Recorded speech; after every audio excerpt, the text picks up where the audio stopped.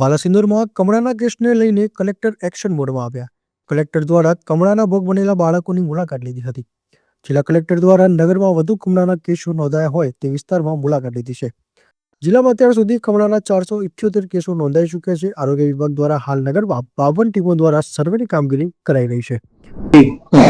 આજે બાલાસિનોર ની અર્બન એરિયાની વિઝિટ કરવામાં આવી છે.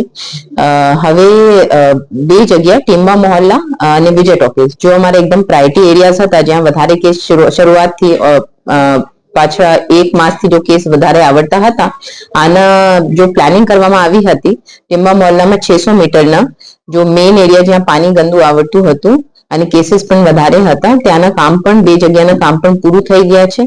અને આજે કાજીવાડ સિટી સર્વે ઓફિસથી કાજીવાડ જો એરિયા છે જેની વિઝિટ પણ લેવામાં આવી છે, ત્યાં જો પ્રોબ્લેમ છે આ સોલ્વ કરવામાં આવશે અને નવી લાઈન પાણીની નાખવામાં આવશે. આજે જ કામ શરૂ થઈ જશે અને અમારા પૂરી પ્રયત્ન રહેશે કે ઉત્તરાયણ સુધી આ કામ પૂરું પણ થઈ જાય.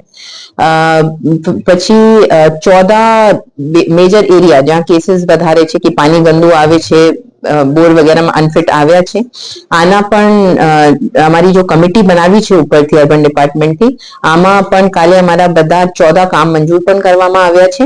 અને અહીંયા પણ આની પ્રાયોરિટી પણ નક્કી થઈ ગઈ છે કે આ કેસીસ અને પાણી